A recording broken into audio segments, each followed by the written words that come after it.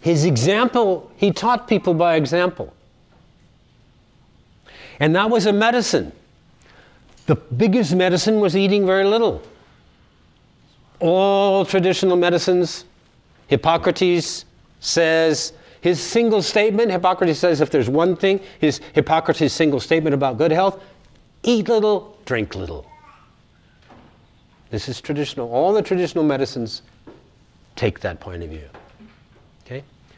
So the medicine that came from the Prophet had to do with his teaching. It had to do with Quran. Quran itself was a medicine, and the sound of the Quran alone healed people of their physical ailments. But it healed their hearts and brought inspiration to their being, which then in turn drove their physiology, purified their physiology, opened their circulation, awakened their nervous systems. Right? So that medicine was part and parcel of what he brought, peace be upon him, as a whole. But then, what immediately, not soon after that took place, was the Muslims, the Prophet Muhammad, one very important statement that I reiterate, one of his hadith, hadith is a saying of the Prophet Muhammad. You're taking in a lot more than everybody else I know. And forgive me for not translating at all times. But one of his sayings was, hikmah, which means wisdom. This is what this class is about, hikmah. What is hikmah? What is wisdom? What is this knowledge that's called hikmah that came to be applied to the practice of medicine historically by the Muslims? The Prophet Muhammad, peace be upon him, said, hikmah is the lost riding beast of the believer, of the mu'min.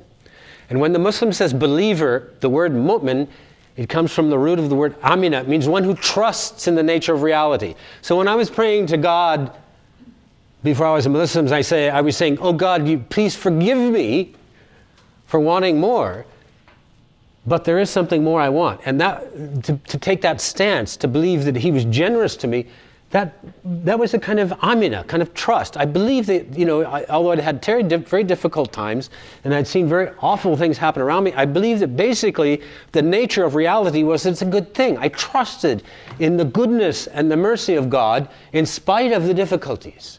That's amina, to trust in that.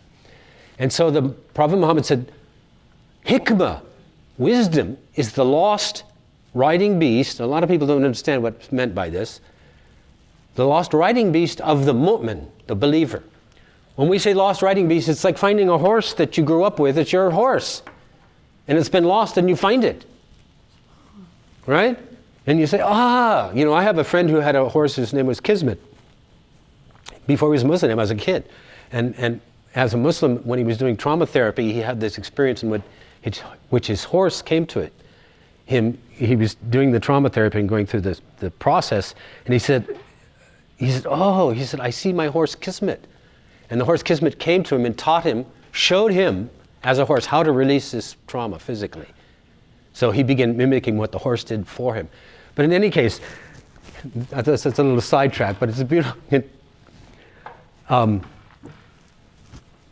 So he said the hikmah is the lost riding beast of the mu'min, and he has a right to it wherever he may find it. So if you find your horse in the woods in China, it's still your horse. You have a right to it. Get on it and ride it. So based on that, what the Muslims did historically was they took the medicine of the Greeks. And that's what's known as Unani medicine. But it became the foundational principles for what the Muslims taught and the foundations for what became known as hikmah. But it was Greek medicine taken from Hippocrates, Galen, Jalinus, and the Greek physicians. And the Greek medicine, I don't know if any of you have studied Greek medicine. Greek medicine was very, very sophisticated and very evolved. And it wasn't just Hippocrates and Galen. There were other schools that were very, very advanced. Soranus was an incredible, his school, the school of Soranus, believed in not using any medicines at all, but only using natural means to enable a person to navigate through the illness, understanding that the illness was a gift and a benefit, and that by actually going through the illness, your body would gain strength by going through all the symptoms, but they would use hot, cold, wet, and dry. They'd use these methods to keep the person balanced enough to make it through the illness.